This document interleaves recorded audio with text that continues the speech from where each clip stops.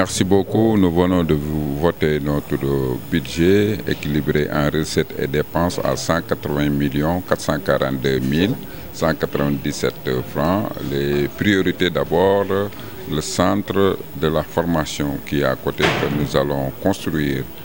cette année. On a lancé le marché depuis 2023, mais on a commencé à exécuter, on est sur les travaux. Donc c'est vraiment la priorité des priorités pour la formation. Il y a également des magasins, parce que qui dit commerçant dit magasins, des magasins qui seront disponibles pour les commerçants qui sont au niveau de Thiès. Ces magasins sont installés où exactement?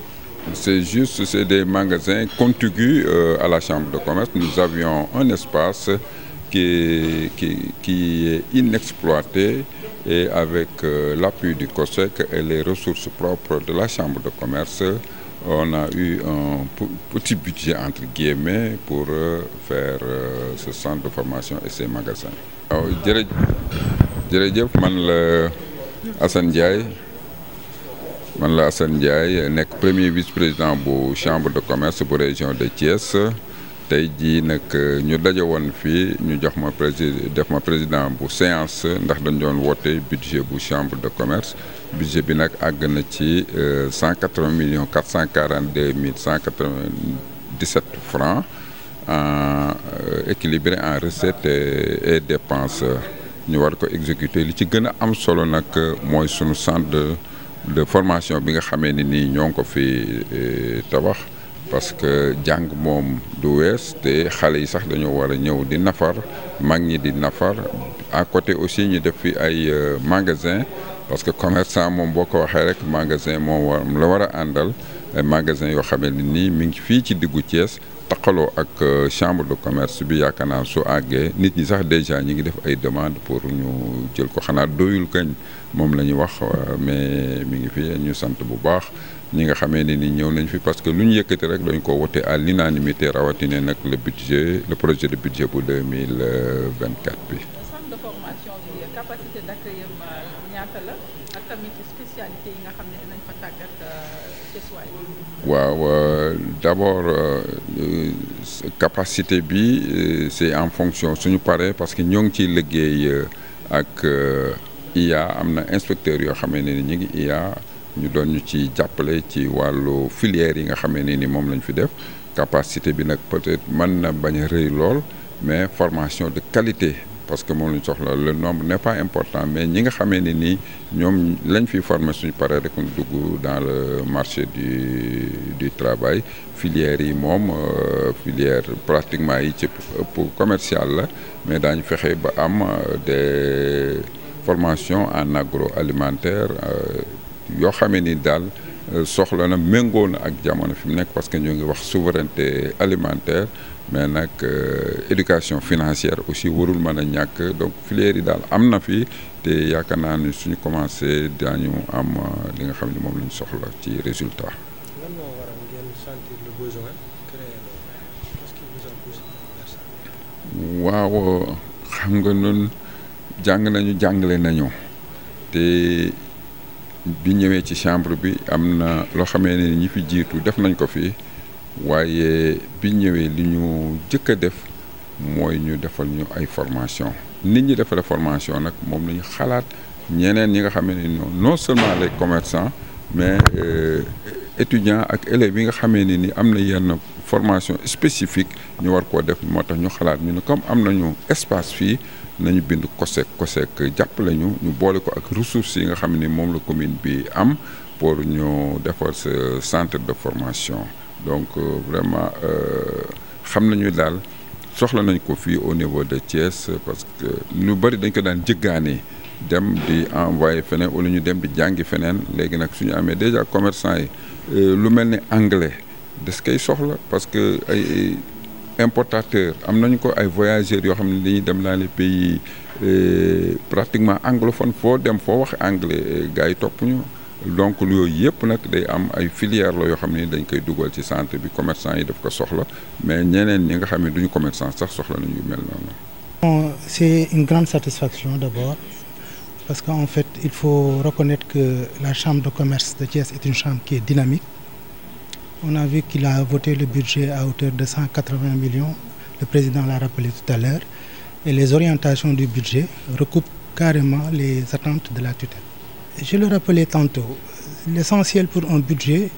ce n'est pas qu'il soit petit ou grand, c'est qu'il soit réaliste, sincère et qu'il puisse être à même d'atteindre les objectifs qui ont été fixés. Et je pense que le budget qui a été voté aujourd'hui à l'unanimité des membres présents est un budget qui peut être qualifié de réaliste. Et il l'a rappelé tantôt, les orientations sont claires et c'est ce qui est attendu d'un budget. Vous l'avez souligné tout à l'heure, les prestataires sont beaucoup utilisés au niveau de la Chambre, pourquoi pas ne pas recruter? Oui, c'est une observation, c'est-à-dire qu'en fait, l'idée c'est qu'en fait, pour l'emploi, il y a beaucoup de jeunes qui sont en recherche d'emploi. Si ces possibilités-là existent au niveau de la Chambre, je pense que les autorités ont été à l'écoute. Ils feront en sorte que ça soit matérialisé. Et quelles sont les recommandations que vous faites à la Chambre? Bon, les recommandations, c'est un meilleur suivi et un meilleur encadrement des différentes sections existantes au niveau de la Chambre. Nous nous sommes rendus compte que, je le rappelais tantôt, il y a beaucoup d'initiatives qui ont été prises pour accompagner les sections dans la recherche de partenaires techniques et financiers, dans la formation des élus et dans bien d'autres domaines qui, véritablement, nous pensons, pourront contribuer au rayonnement de cette Chambre-là et au développement des acteurs économiques de la région. Bon, li ñuy wax ci budget bi rek mooy dolli di gërëm di sant te di encourager les autorités de la Chambre de commerce de Thiès parce que gis nañ ne quand même am nañ taxawaay bu mat sëkk pour que li nga xam ne daanaka moom la ñu mébét pour liggéey ko ci lu jëm ci wàllu seen région ci différentes sections yi nga xam ne ñooy composé chambre bi ñu liggéey ko te gis nañ ne budget bi niñ ko tëralee quand même véritablement mun na répondre ci aspiration yooyu.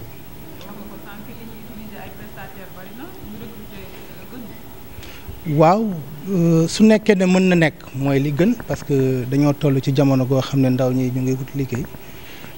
su nekkee ne daal vraiment ci orientation yi waxtaanee nañ ko ba gis ne dans la pérennité dina nekk lu mën a taxaw ñu gérer ko noonu defe naa mooy li gën. lan mooy doon orientation yoo xam tey tutelle bi dina ko jox chambre de commerce bu Thiès. orientation yi daal mooy un meilleur accompagnement des différentes sections te gëm naa ne la chambre de Thiès ñu ngi ci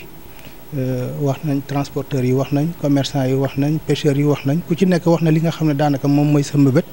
te gis naa ne bureau bi mu ngi liggéey aussi à les encadrer à les accompagner dans la recherche de partenaires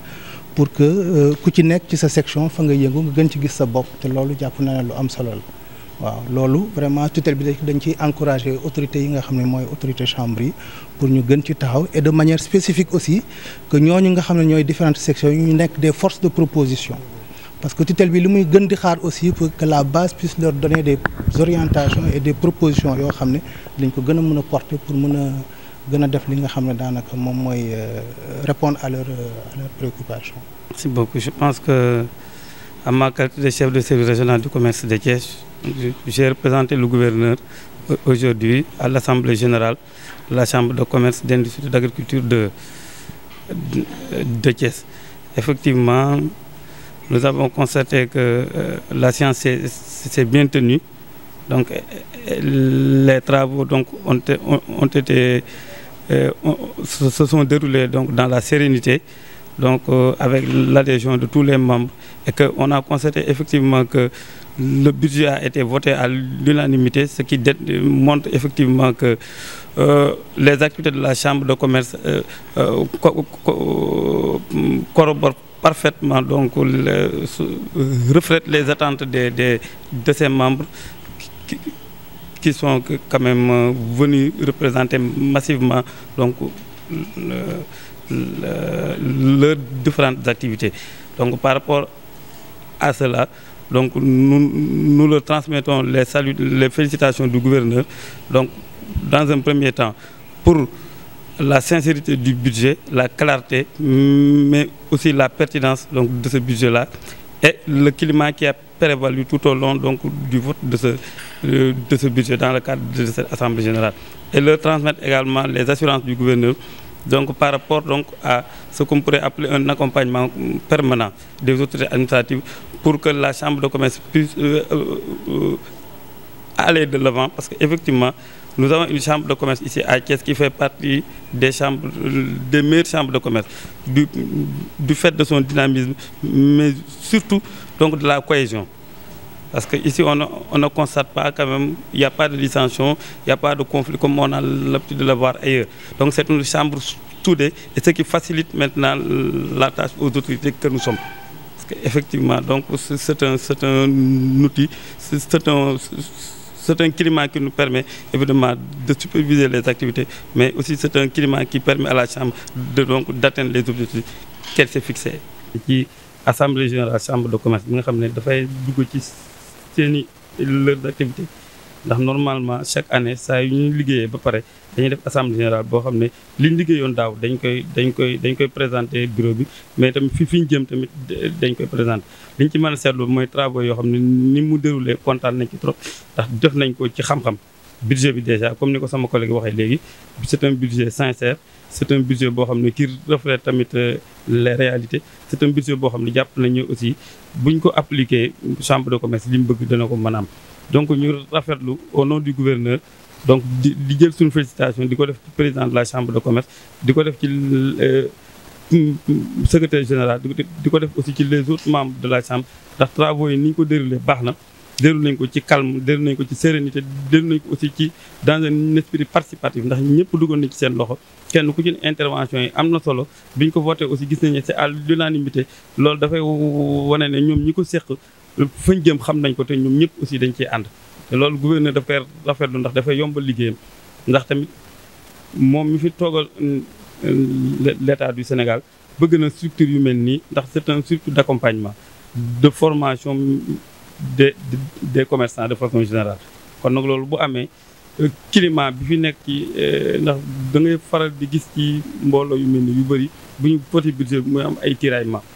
te yàlla dogal na fi loolu nekku fi te loolu aussi li ko waral mooy xëy na y a une cohésion xam nañ aussi fi ñu jëm ñu def ko ci sérénité def ko ci compréhension te loolu dañ leen ci sant di leen ci gërëm di wax rek ne gouvernance aussi bi nga xam ne moom la gouverneur jiite dina leen gën a accompagner jàppale chambre de commerce pour que objectif yi nga xam daf ko am mu nekk une chambre au service des opérateurs économiques mu gën ko am ndax seetlu nañu c'est une chambre qui est très dynamique maanaam bu njaxlaf la ci liggéeyam te budget d'investissement bi daf koy wane réalisation yi ñu def wax dëgg yàlla réalisation mënu koo ëpp am na solo dans le cadre de la formation dans le cadre du partenariat vraiment c'est une chambre de commerce boobu ñu ngi dund kon nag gouverneur loolu la soxla donc la tutelle aussi loolu la soxla ñu ngi leen ci encouragé dinañ ci ñaanal ñu mën a atteindre objectif bi kon noonu waaw dañu profité tey ci occasion bii rek ndax tamit lu ay di njàmbat tey prix yi dañoo xew ndax gouvernement du Sénégal dafa jël lu mat 53 milliards de renoncement fiscal ak subvention def ko ci dund gi pour yombal ko population malgré contexte international métti na ci kaw loolu ministre du commerce jël na un arrêté bu ñu fixé prix ceeb prix diwlin prix suukar prix ciment prix mburu prix farine loolu nag naka jekk boo amende bu ñu ko fixé Dakar pare dans les régions dañ ci teg li ñuy wax différencier de transport pour que ñu mën koo appliquer ndax tey lu ci bëri Dakar lañ koy jëndee te dañoo tere ñuy jaay di def vente à perte kon nag dañ ci teg transport boobu teg leen li ñu leen ci war a tegal ñu war a koo jaay fii kon ñun tàmbali nañ liggéey boobu déjà ndax def nañ ñun li ñu ci war a def tey woo nañ l'ensemble des acteurs parce que concertation lañ woote moo war a jiitu li ñuy def donc tàmbali nañ ko danañ woo association de consommateurs yi commerçants yi ak ñi ko seq ñëpp tey au bureau ñu mën a waxtaan bañ soumettre leen li nga xam ne moom lañ liggéey nga xam ne bu ñu demee conseil régional de la consommation doy yomb am nañ consensus ba pare donc ci loolu nag bu ñu ko defee pare dañuy tàmbali liggéey bi nag au niveau de tous les départements de la région avec tous les acteurs liggéey bi danañ def ay brigades spéciales yoo xam ne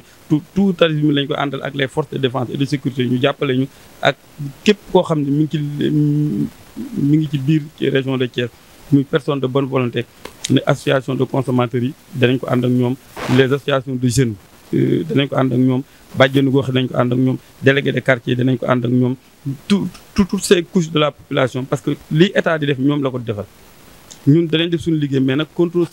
citoyens yi lañ bëgg population xam ne li ñuy def ñoo ko moom ñoom ñu mën ñoo jàppale dañ génn numéro vert boo xam ne képp koo xam ne ñu ngi lay jaay prix bu normal nga dénoncé ko da nga ko jàppale c'est un acte citoyen acte boobu ñun à tout moment dinañ taxaw mettre en place benn brigade d'alerte boo xam ne moo ñu mën a ñu mën a intervenir donc dans tout l'espace régional donc pour qu'il y ait une synchronisation des actions ci fépp ñu jàppale ñu donc li ñu ci wax daal mooy région de Thiès incha allah fas yéene nañu avec l'accompagnement de toute la population prix yi nga xam ne moom le gouvernement fixé pour njariñu sénégalais yi ñu mën ko jariñoo ñoom ñu mën ci yéeg seen bopp ndax tamit dafa am lu may fàttali fa laay terminer wàññi yi dafa am solo ndax xëy na am loo xam ne duñ ko seetlu bu ñu wàññee suukar wàññi diwlin wàññi ceeb dama jël ñaari exemple yow wàññi farine jaaykatu beñe bi nga xam ne dafa nekk ci xale yi bëgg ko mag ñi bëgg beñe diwlin ak njóobeen yi diwlin bu diw wàññi ko suukar wàññi farine wàññi ko lu mu doon jaay 100 francs kay xanaa dana ko jaay fukki dërëm wala bu ko juróom ki nga xam ne tamit dafay jaay par guddi reer sandwich yi nga xam ne njaay njóobeen yi dañ ko bëgg kooku bu ñu wàññee diwlin wax dëgg yàlla wàññi pain wàññi lu bëri moom it war population war nañ cee gis seen bopp kon wàññi la yu am solo yoo xam ne néewut ci nit ñi li ñu toog lekk di si ci kër yi rek waaye ci domaine yu bëri dans l'alimentation sénégalais yi dañ ciy jariñu kon nag ginnaaw noonu la demee ñun nañ ci xar suñu tànku tubéy ba fexe ba gouvernement bi loolu mu bëgg ñu mën koo jëmmal